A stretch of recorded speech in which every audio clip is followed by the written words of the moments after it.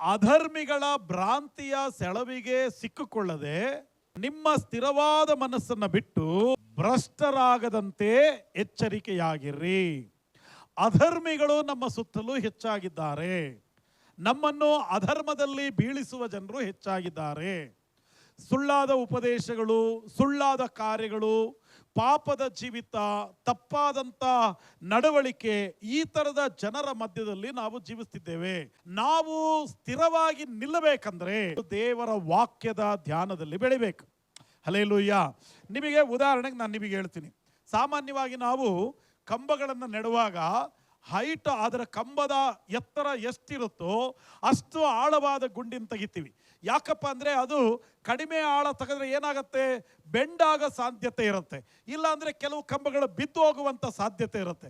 ಅದಕ್ಕೆ ನಾವೇನು ಮಾಡ್ತೀವಿ, ಭಾಳ ಆಳವಾಗಿ, ಎಷ್ಟು ಎತ್ತರದ ಕಂಬ ಇರುತ್ತೋ ಅಷ್ಟು ಆಳವಾಗಿ ನಾವು ತೆಗೆದು ಆ ಕಂಬವನ್ನು ನಾವು ಹೂತು ನಿಲ್ಲಿಸ್ತೀವಿ. ಯಾಕೆ ನಾನು ಇದನ್ನು ಹೇಳ್ತಿದ್ದೀನಿ ಅಂದರೆ, ನಾವು ಎಷ್ಟು ಆಳವಾಗಿ ದೇವರ ವಾಕ್ಯದಲ್ಲಿ ಬೆಳಿತೀವೋ ಅಷ್ಟಾಗಿ ನಾವು ಅಧರ್ಮಿಗಳ ಸೆಳವಿಗೆ ನಾವು ಸಿಕ್ಕಿಕೊಳ್ಳದೆ ನಾವು ದೃಢವಾಗಿ ನಾವು ನಿಂತುಕೊಳ್ತೀವಿ. ಇವತ್ತು ನಾನು ಹೇಳುವ ವಾಕ್ಯ, ಬೀಳದೆ ದೃಢವಾಗಿ ನಿಂತುಕೊಳ್ಳಬೇಕು. ಬೀಳಬಾರ್ದು, ನಾವು ನಿಲ್ಲಬೇಕು. ಅದಕ್ಕೆ ಯಾಕೋಬನ ಪತ್ರಿಕೆಯಲ್ಲಿ ಒಂದು ಮಾತು ಹೇಳುತ್ತೆ, ನಿಮ್ಮ ಹೃದಯದಲ್ಲಿ ಬೇರೂರಿರುವ ವಾಕ್ಯಕ್ಕೆ ನಮ್ರತೆಯಿಂದ ಎಡೆಗೊಡಿರಿ. ಅಂದರೆ ಏನದರ ಅರ್ಥ, ಮರ ಎಷ್ಟು ಎತ್ತರವಾಗಿರುತ್ತೆ ಬೇರು ಅಷ್ಟು ಆಳವಾಗಿ ಹೋಗಿರುತ್ತೆ. ಮರ ಗಿಡ ಎಷ್ಟು ಚಿಕ್ಕದಿರುತ್ತೋ ಬೇರು ಅಷ್ಟೇ ಒಳಗಡೆ ಚಿಕ್ಕದಾಗಿರುತ್ತೆ. ದೇವರ ವಾಕ್ಯ ನಿನ್ನನ್ನು ಒಂದು ಗಿಡವಾಗಿ ನೋಡಲಿಕ್ಕೆ ಬಯಸಲ್ಲ. ದೇವರ ವಾಕ್ಯ ನಿನ್ನನ್ನೊಂದು ಮರವಾಗಿ, ನಿನ್ನನ್ನೊಂದು ವನವಾಗಿ, ನಿನ್ನನ್ನೊಂದು ತೋಟವಾಗಿ ನೋಡಲಿಕ್ಕೆ ದೇವರ ವಾಕ್ಯ ಇಷ್ಟಪಡುತ್ತೆ. ದೇವರ ವಾಕ್ಯದಲ್ಲಿ ನಿಂತವನು ಯಾವ ಕಾರ್ಯದಲ್ಲಿ ಅವನು ಬಿದ್ದು ಹೋಗಲ್ಲ. ಇಲ್ಲಿ ವಚನ ಏನು ಹೇಳುತ್ತೆ, ಪೇತ್ರನ ಏನು ಹೇಳ್ತಾನೆ, ಅಧರ್ಮಿಗಳ ಭ್ರಾಂತಿಯ ಸೆಳವಿಗೆ ಸಿಕ್ಕಿಕೊಂಡು ನಿಮ್ಮ ಸ್ಥಿರ ಮನಸ್ಸನ್ನು ಬಿಟ್ಟು ಭ್ರಷ್ಟರಾಗದಂತೆ ಎಚ್ಚರಿಕೆಯಾಗಿರ್ರಿ. ತಪ್ಪಾದ ಉಪದೇಶಗಳಿಗೆ ಎಚ್ಚರಿಕೆಯಾಗಿರ್ರಿ. ಎರಡನೇದು, ತಪ್ಪಾದ ಮನುಷ್ಯರ ಮಧ್ಯದಲ್ಲಿ ಎಚ್ಚರಿಕೆಯಾಗಿರ್ರಿ. ಮತ್ತು ನಿಮ್ಮ ಫೋನನ್ನು ಏನು ನೀವು ಸರಿಸ್ತಾ ಇದ್ದೀರಲ್ಲ ಆ ಬೆರಳಿನ ವಿಷಯದಲ್ಲಿ ಎಚ್ಚರಿಕೆಯಾಗಿರ್ರಿ. ಇದು ಏನು ಮಾಡುತ್ತೆ, ಈ ಮೂರು ಕಾರ್ಯಗಳು ಅಂದರೆ ನಮ್ಮನ್ನು ತಪ್ಪಾದ ಕಾರ್ಯಗಳಲ್ಲಿ, ತಪ್ಪಾದ ಸೆಳವಿಗೆ ಸಿಕ್ಕಿಕೊಳ್ಳುವ ಹಾಗೆ ಮಾಡುತ್ತೆ, ನಾವು ಬಿದ್ದು ಹೋಗುವ ಹಾಗೆ ಮಾಡುತ್ತೆ. ಆದ ಕಾರಣ ಪ್ರಪಂಚದಲ್ಲಿ ಸುಳ್ಳು ಬಹಳ ಪ್ರಬಲವಾಗಿ ಹರಡ್ತಾ ಇದೆ ರೀ. ಸುಳ್ಳು ಬಹಳ ಪ್ರಬಲವಾಗಿ ಹರಡ್ತಾ ಇದೆ. ಸತ್ಯ ನಿನಗೆ ಗೊತ್ತಿದ್ರೆ ಸುಳ್ಳು ಯಾವುದು ಅಂತ ನಿನಗೆ ಗೊತ್ತಾಗತ್ತೆ. ಇಲ್ಲದಿದ್ರೆ ಏನಾಗತ್ತೆ, ಹೇಳಿದ್ದೆಲ್ಲವೂ ಸತ್ಯ ಆಗತ್ತೆ. ಆದ ಕಾರಣ ನಿನಗೆ ಸುಳ್ಳು ಅರ್ಥ ಆಗಬೇಕಾದ್ರೆ ಸತ್ಯವೂ ಅರ್ಥ ಆಗಬೇಕು. C.S. ಲೂಯಿಸ್ ಅನ್ನುವಂಥ ಒಬ್ಬ ಮಹಾನ್ ಪಂಡಿತರಿಂಗ್ ಹೇಳ್ತಾರೆ, ನಿನಗೆ ವಕ್ರವಾದದ್ದು ನಿನಗೆ ತಿಳಿಯಬೇಕಾದ್ರೆ ನೇರವಾದ ಗೆರೆ ನಿನಗೆ ಗೊತ್ತಾಗಬೇಕು. ವಕ್ರವಾದದ್ದು ನಿಮಗೆ ಗೊತ್ತಾಗಬೇಕಾದ್ರೆ ನೇರವಾದದ್ದು ಯಾವುದು ಅಂತ ಗೊತ್ತಾಗಬೇಕು. ಸುಳ್ಳು ಗೊತ್ತಾಗಬೇಕಾದ್ರೆ ಏನು ಗೊತ್ತಾಗಬೇಕು, ಸತ್ಯ ಯಾವುದು ಅಂತ ಗೊತ್ತಾಗಬೇಕು. ಸತ್ಯ ಯಾವುದು ಅಂತ ನಿನಗೆ ಗೊತ್ತಾದರೆ ಸುಳ್ಳಿನ ಭ್ರಮೆಯಲ್ಲಿ ನೀನು ಬಿದ್ದು ಹೋಗಲ್ಲ. ನೇರವಾದದ್ದು ಯಾವುದು ಅಂತ ಗೊತ್ತಾದರೆ ವಕ್ರವಾದ ಭ್ರಮೆಯಲ್ಲಿ ನೀನು ಬಿದ್ದು ಹೋಗಲ್ಲ. ಅದನ್ನೇ ಪೇತ್ರನ ಹೇಳ್ತಾನೆ, ನಿಮ್ಮ ಸ್ಥಿರ ಮನಸ್ಸನ್ನು ಬಿಟ್ಟು ಭ್ರಷ್ಟರಾಗದಂತೆ ಎಚ್ಚರಿಕೆಯಾಗಿರ್ರಿ. ವಕ್ರವಾದದಕ್ಕೆ ಹೋಗದೆ ಎಚ್ಚರಿಕೆಯಾಗಿರ್ರಿ. ತಪ್ಪಾದ ಜೀವಿತದಲ್ಲಿ ಜೀವಿಸದೆ ಎಚ್ಚರಿಕೆಯಾಗಿರ್ರಿ. ಹಾಗಿದ್ರೆ ಹೇಗೆ ಎಚ್ಚರಿಕೆಯಾಗಿರೋದು? ತಪ್ಪಾದ ಕಾರ್ಯಗಳನ್ನು ಮಾಡದೆ ನಾನು ಇರಬೇಕಂದ್ರೆ ಏನು ಮಾಡೋದು? ನೀವು ಹೇಳಿದಂಥ ವಕ್ರವಾದ ದಾರಿಯಲ್ಲಿ ಹೋಗದೆ ನೇರವಾದ ದಾರಿಯಲ್ಲಿ ಹೋಗಬೇಕಂದ್ರೆ ಏನು ಮಾಡೋದು? ನೀವು ಹೇಳಿದಂಥ ಸತ್ಯದಲ್ಲಿ ನಾನು ಜೀವಿಸಬೇಕಾದ್ರೆ ನಾನು ಏನು ಮಾಡೋದು? ನಾನು ಆವಾಗಲೇ ಹೇಳಿದ್ನಲ್ಲ, ಸುಳ್ಳು ಬಹಳ ಪ್ರಬಲವಾಗಿದೆ. ಸುಳ್ಳಾದ ಜನರು ಬಹಳ ಪ್ರಬಲವಾಗಿದ್ದಾರೆ. ನೀವು ನೋಡಿರ್ಬೇಕಾದ್ರೆ ಸುಳ್ಳು ಎಲ್ಲಿರ್ತದೋ ಅಲ್ಲಿ ಸಂಖ್ಯೆ ಹೆಚ್ಚಿರುತ್ತೆ, ಸತ್ಯ ಎಲ್ಲಿರ್ತದೋ ಅಲ್ಲಿ ಸಂಖ್ಯೆ ಕಡಿಮೆ ಇರುತ್ತೆ. ಯಾಕಂದ್ರೆ ಸುಳ್ಳು ಮನುಷ್ಯನಿಗೆ ಆಕರ್ಷಕಾರಿ. ಸುಳ್ಳು ಮನುಷ್ಯನಿಗೆ ಬಹಳ ಇಷ್ಟ. ಮಂಕುತನವಾದ ಕಾರ್ಯಗಳು ಮನುಷ್ಯನಿಗೆ ಇಷ್ಟ, ವಕ್ರವಾದದ್ದು ಮನುಷ್ಯನಿಗೆ ಇಷ್ಟ. ಆದ ಕಾರಣ ಅಲ್ಲಿ ಸಂಖ್ಯೆ ಬಹಳ ಇರುತ್ತೆ. ಆದರೆ ಸತ್ಯ ಎಲ್ಲಿರ್ತದೋ ಅಲ್ಲಿ ಸಂಖ್ಯೆ ಕಡಿಮೆ ಇರ್ತದೆ. ಯಾಕ್ರಿ ಹಿಂಗೆ ಅಂದ್ರೆ ಸುಳ್ಳು ಪ್ರಬಲವಾಗಿದೆ ರೀ. ಅದಕ್ಕೆ ಚೈನಾದಲ್ಲಿ ಒಂದು ಗಾದೆ ಹಿಂಗಿದೆ, ಸತ್ಯ ಚಪ್ಪಲಿ ಹಾಕೊಳ್ಳೋದ್ರ ಒಳಗೆ ಸುಳ್ಳು ಊರೆಲ್ಲ ಅಡ್ಡಾಡಿ ಬಂದಿತ್ತಂತೆ. ಸತ್ಯ ಚಪ್ಪಲಿ ಹಾಕೊಳ್ಳೋದ್ರ ಒಳಗೆ ಸುಳ್ಳು ಊರೆಲ್ಲ ಅಡ್ಡಾಡಿ ಬಂದಿತ್ತು. ಅಂದ್ರೆ ನಾನು ಏನ್ ಹೇಳಕ್ ಹೋಗ್ತಾ ಇದ್ದೀನಿ, ಸುಳ್ಳು ಅಷ್ಟು ಪ್ರಬಲವಾಗಿದೆ ಪ್ರಪಂಚದಲ್ಲಿ. ಸುಳ್ಳಿನ ಮಧ್ಯದಲ್ಲಿ, ಆ ಪಾಪಗಳ ಮಧ್ಯದಲ್ಲಿ, ಆ ತಪ್ಪಾದ ಕಾರ್ಯಗಳ ಮಧ್ಯದಲ್ಲಿ ನಾವು ಹೇಗೆ ಸ್ಥಿರವಾಗಿ ನಿಲ್ಲದು? ಭಯಂಕರವಾದ ಗಾಳಿ ಬೀಸ್ತಾ ಇದೆ, ನಾವು ನಿಲ್ಲದೆಂಗೆ? ಸುತ್ತಮುತ್ತ ಭಯಂಕರವಾದ ಆಪತ್ತು ವಿಪತ್ತುಗಳು ನಮ್ಮನ್ನು ಮುತ್ತಿಗೆ ಹಾಕಿದವೆ, ನಾವು ನಿಲ್ಲದೆಂಗೆ? ಅಧರ್ಮವಾದ ಕಾರ್ಯಗಳು ಸುತ್ತಲೂ ಇದ್ದಾವೆ, ಅದರ ಮಧ್ಯದಲ್ಲಿ ಕೂಡ ನಾವು ನಿಲ್ಲದೆ ಹೆಂಗೆ?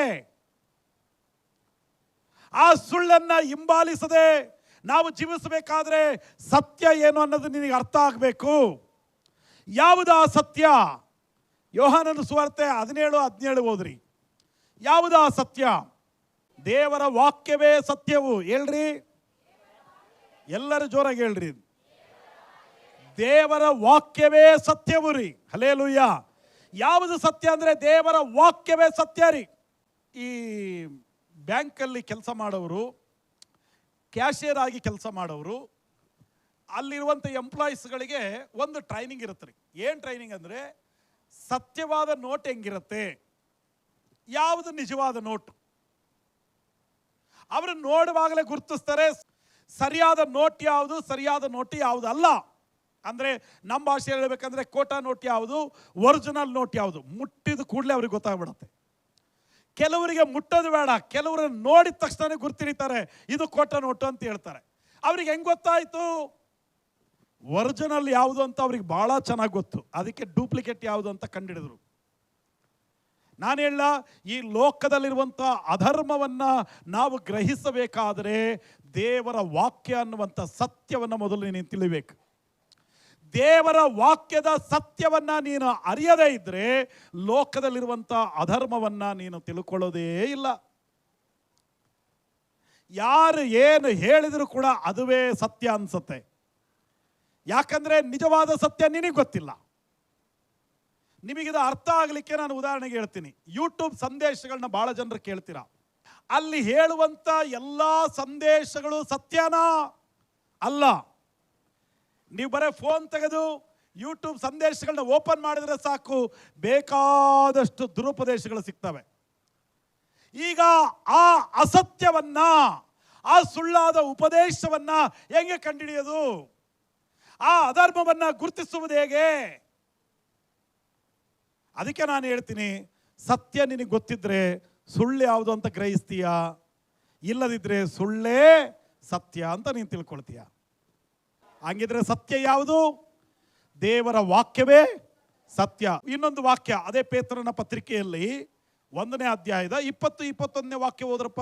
ಶಾಸ್ತ್ರದಲ್ಲಿರುವ ಎಲ್ಲ ಪ್ರವಾದನ ವಾಕ್ಯವು ಕೇವಲ ಮನುಷ್ಯ ಬುದ್ಧಿಯಿಂದ ವಿವರಿಸತಕ್ಕದ್ದಲ್ಲವೆಂಬುದನ್ನು ಮುಖ್ಯವಾಗಿ ತಿಳಿದುಕೊಳ್ಳ್ರಿ. ಇದು ಮನುಷ್ಯನಿಂದ ಹುಟ್ಟಿದ ಸತ್ಯ ಅಲ್ಲ, ದೇವರಿಂದಲೇ ಹುಟ್ಟಿದ ಸತ್ಯ ಇದು. ಹಲ್ಲೆಲೂಯಾ. ದೇವರ ವಾಕ್ಯ ಅನ್ನುವ ಸತ್ಯ ಮನುಷ್ಯನಿಂದ ಬಂದದ್ದಲ್ಲ, ದೇವರ ವಾಕ್ಯ ಅನ್ನುವ ಸತ್ಯ ದೇವರಿಂದಲೇ ಬಂದದ್ದು. ಆಮೇಲೆ ಏನು ಹೇಳುತ್ತೆ ವಾಕ್ಯ ಓದ್ರಿ. ಯಾವ ಪ್ರವಾದನೆಯೂ ಎಂದಿಗೂ ಮನುಷ್ಯರ ಚಿತ್ತದಿಂದ ಉಂಟಾಗಲಿಲ್ಲ. ಮನುಷ್ಯರು ಪವಿತ್ರಾತ್ಮ ಪ್ರೇರಿತರಾಗಿ ದೇವರಿಂದ ಹೊಂದಿದ್ದನ್ನೇ ಮಾತಾಡಿದರು. ಈಗ ಹೊಸ ಒಡಂಬಡಿಕೆಯಲ್ಲಿ ಎಷ್ಟು ಬುಕ್ಸ್ ಇದೆ? ಹೊಸ ಒಡಂಬಡಿಕೆಯಲ್ಲಿ ಎಷ್ಟಿದೆ? 27. ಹಳೆ ಒಡಂಬಡಿಕೆಯಲ್ಲಿ ಎಷ್ಟಿದೆ? ಒಟ್ಟು ಎಷ್ಟಾಗಿದೆ? ಈ 66 ಪುಸ್ತಕಗಳನ್ನು ಬರೆದವರು ಎಷ್ಟು ಜನ? 40 ಜನ. ಮೀನು ಹಿಡಿಯವರು, ವ್ಯಾಪಾರ ಮಾಡೋರು, ರಾಜರು, ಯಾಜಕರು, ಈ ಥರದವರು 40 ಜನರು ಸೇರಿ ಈ 66 ಪುಸ್ತಕಗಳನ್ನು ಬರೆದರು. ದೇವ್ರ ಮಕ್ಕಳ, ಈ 40 ಜನ ಬರೆದದ್ದು ಅವರ ಸ್ವಂತ ಇಚ್ಛೆಯಿಂದ ಬರೆದದ್ದಲ್ಲ, ಅವರಿಗೆ ತಿಳುವಳಿಕೆ ಬಂದಂಗೆ ಬರೆದದ್ದಲ್ಲ. ದೇವರೇ ನೇರವಾಗಿ ಅವರ ಜೊತೆಯಲ್ಲಿ ಮಾತಾಡಿ ವಾಕ್ಯವನ್ನು ಬರೆಸಿದ್ದು. ಆದ ಕಾರಣ ವಾಕ್ಯವೇ ಸತ್ಯ. ಸುಳ್ಳು ಬದಲಾಗತ್ತೆ, ಆದರೆ ಸತ್ಯವು ಎಂದಿಗೂ ಬದಲಾಗುವುದಿಲ್ಲ. ಈಗ ವಿಷಯಕ್ಕೆ ಬರೋಣ. ಇಲ್ಲಿ ವಾಕ್ಯ ಏನು ಹೇಳುತ್ತಂದ್ರೆ, ಪ್ರವಾದನೆಯು ಎಂದೂ ಮನುಷ್ಯರ ಚಿತ್ತದಿಂದ ಉಂಟಾಗಲಿಲ್ಲ. ವಾಕ್ಯವು ಮನುಷ್ಯರ ಚಿತ್ತದಿಂದ ಉಂಟಾಗಲಿಲ್ಲ ರೀ. ಆವಾಗ ಪ್ರವಾದನ ವಾಕ್ಯಗಳು ಹೆಂಗಿರ್ತಿದ್ವು ಗೊತ್ತಾ? ತಪ್ಪಾಗಿ ಹೋದರೆ ಎಚ್ಚರಿಸ್ತಾ ಇತ್ತು. ಅದೇ ಪ್ರವಾದನೆ. ದೇವರು ಪ್ರವಾದಿಯೊಟ್ಟಿಗೆ ಮಾತಾಡಿ, ಹೋಗು ದಾವೀದನಿಗೆ ಬುದ್ಧಿ ಹೇಳು, ಹೋಗು ಸೊಲೊಮೋನನಿಗೆ ಬುದ್ಧಿ ಹೇಳು. ಆ ಥರ ಪ್ರವಾದಿಗಳ ಜೊತೆಯಲ್ಲಿ ದೇವರು ಮಾತಾಡಿ ಆ ಥರ ಇವರು ಬಂದು ಪ್ರವಾದನೆ ಹೇಳ್ತಾ ಇದ್ರು. ಇವಾಗ ಪ್ರವಾದನೆಗಳು ಯಾವುದು ಗೊತ್ತಾ? ಈ ಗಿಳಿಶಾಸ್ತ್ರ ಹೇಳೋರಿಗೂ ಇವಾಗ ಹೇಳುವಂಥ ಪ್ರವಾದಿಗಳಿಗೂ ಏನು ವ್ಯತ್ಯಾಸ ಇಲ್ಲ ರೀ. ನೀನು ಬಿಲ್ಡಿಂಗ್ ಕಟ್ಕೊಳ್ತೀಯಾ, ನೀನು ಬಂಗಾರವನ್ನು ಖರೀದಿ ಮಾಡ್ತೀಯಾ, ನೀನು ಹಣವನ್ನು ಸಂಪಾದನೆ ಮಾಡ್ತೀಯಾ? ದೇವರ ಮಕ್ಕಳೇ, ಇದು ಪ್ರವಾದನೆ ಅಲ್ಲ, ಇದು ಸುಳ್ಳು. ಪ್ರವಾದನೆ ಅಂದರೆ ಯಾವುದಂತ ಹೇಳ್ತೀನಿ ಕೇಳ್ರಿ. ದೇವರ ವಾಕ್ಯದ ಮೂಲಕ ನಮ್ಮನ್ನು ಬಲಪಡಿಸುವುದು ಪ್ರವಾದನೆ. ದೇವರ ವಾಕ್ಯದ ಮೂಲಕ ನಮ್ಮನ್ನು ಎಚ್ಚರಪಡಿಸುವುದು ಪ್ರವಾದನೆ. ದೇವರ ವಾಕ್ಯದ ಮೂಲಕ ನಮ್ಮನ್ನ ಪ್ರೋತ್ಸಾಹ ಪಡಿಸುವಂಥದ್ದು ಪ್ರವಾದನೆ. ನಿನಗೆ ಅದು ಸಿಗತ್ತೆ, ಇದು ಸಿಗತ್ತೆ, ನೀನು ಮುಂದೆ ಹಿಂಗಾಗ್ತೀಯಾ ಹಂಗಾಗ್ತೀಯಾ. ಪ್ರವಾದನೆಯು ಭವಿಷ್ಯವಾಣಿ ಅಲ್ಲ, ಪ್ರವಾದನೆ ದಿವ್ಯವಾಣಿ. ಪ್ರವಾದನೆಯು ಭವಿಷ್ಯವಾಣಿ ಅಲ್ಲ, ಪ್ರವಾದನೆಯು ದಿವ್ಯವಾಣಿ.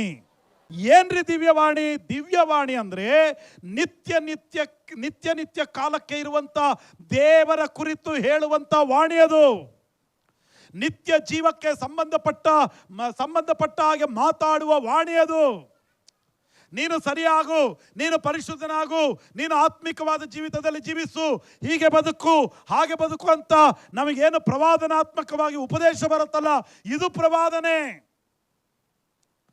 ನಿನಗೆ ಅದು ಸಿಗತ್ತೆ, ಇದು ಸಿಗತ್ತೆ, ನಿನಗೆ ಹಿಂಗಾಗತ್ತೆ ಹಂಗಾಗತ್ತೆ ಅಂತ ತುಂಬ ಜನರು ಏನು ಹೇಳ್ತಿದಾರಲ್ಲ, ಅದು ಪ್ರವಾದನೆ ಅಲ್ಲ, ಅದು ಸುಳ್ಳು. ಅದಕ್ಕೆ ನಾನು ಹೇಳ್ತಾ ಇದ್ದೀನಿ, ಸುಳ್ಳಿನ ಭ್ರಮೆಯಲ್ಲಿ ಬಹಳ ಜನರು ಸಿಕ್ಕಾಕೊಳ್ತಿದ್ದಾರೆ. ಯಾಕೆ ಅಂದರೆ ಸತ್ಯ ಯಾವುದಂತ ಗೊತ್ತಾಗ್ತಾ ಇಲ್ಲ. ನಮಗೆ ಸತ್ಯ ಗೊತ್ತಾಗದೆ ಹೋದ್ರೆ ಅದೇ ಸತ್ಯ ಅಂತ ತಿಳ್ಕೊಳ್ತೀವಿ ನಾವು. ಮತ್ತಂಗಾದ್ರೆ ನಾವು ಅಭಿವೃದ್ಧಿ ಆಗಲ್ವಾ? ನಾವು ಹಣ ಸಂಪಾದನೆ ಮಾಡಲ್ವಾ? ಮಾಡ್ತೀವಿ. ಅವನು ಪ್ರವಾದನೆ ಹೇಳಿದ್ದಕ್ಕೆ ಮಾಡಲ್ಲ, ನಮ್ಮೊಳಗಡೆ ವಿಶ್ವಾಸ ಇದೆ ಆದ ಕಾರಣ ನಾವು ಅಭಿವೃದ್ಧಿ ಆಗ್ತೀವಿ. ಅವನು ಪ್ರವಾದನೆ ಹೇಳಿದ್ದಕ್ಕೆ ಅಭಿವೃದ್ಧಿ ಆಗಲ್ಲ, ನಮ್ಮೊಳಗಿರುವ ವಿಶ್ವಾಸ ನಮ್ಮನ್ನ ಅಭಿವೃದ್ಧಿ ಮಾಡುತ್ತೆ. ಅವನದೆಲ್ಲೋ ಎಮ್ಮೆ ಕಳೆದೋಗ್ಯತ್ತಂತೆ, ಪ್ರವಾದಿ ಹತ್ರ ಕೇಳ್ತಾನೆ ಇವನು, ನಂದು ಎಮ್ಮೆ ಎಲ್ಲಿ ಕಳೆದೋಗ್ಯತ್ತೆ ಹೇಳ್ರಪ್ಪ ಅಂತ. ನಮ್ಮ ಎಮ್ಮೆ ಕಳೆದೋಗಿದ್ದಕ್ಕೆ ಪ್ರವಾದಿ ಹತ್ರ ಬರೋ ಅವಶ್ಯಕತೆ ಇಲ್ಲ, ಬಂಗಾರ ಕಳೆದಿದ್ದಕ್ಕೆ ಪ್ರವಾದಿ ಹತ್ರ ಬರೋ ಅವಶ್ಯಕತೆ ಇಲ್ಲ. ಅದಕ್ಕೆಲ್ಲ ಪ್ರವಾದನೆಗಳು ಬೇಡ ರೀ, ಅದು ಸುಳ್ಳು, ಅದು ತಪ್ಪದು. ಅದಕ್ಕೆ ನಾನು ಏನು ಹೇಳಕ್ ಹೋಗ್ತಾ ಇದ್ದೀನಿ ಅಂದ್ರೆ, ಸತ್ಯ ಯಾವುದು ಅಂತ ನಾವು ಅರಿವಾದರೆ ಮಾತ್ರನೇ ಸುಳ್ಳು ಯಾವುದು ಅಂತ ನಮಗೆ ಅರ್ಥ ಆಗತ್ತೆ.